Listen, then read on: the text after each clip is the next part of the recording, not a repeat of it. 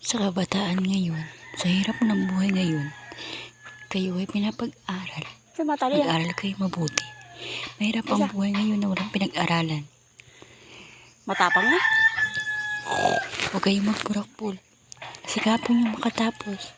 Maawa kayo sa mga magulang na siya nagsisikap upang kayo makapagtapos.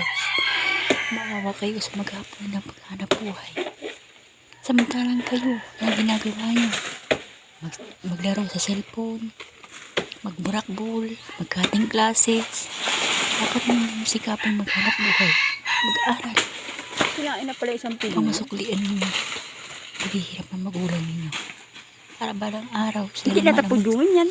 maging masaya. Hindi man tapudungin. Pagdating ng araw, Hilog na pala. bigyan mo sila ng magandang buhay. Kailangan hindi ngayon ng pera.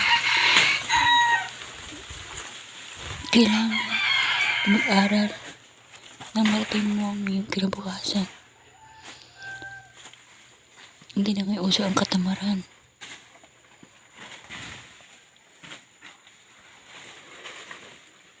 Yung inano ko sa iyo, kaya nilitas-litas. Ganito yun. May 2 piling, may 3 piling, may 1 kalahati.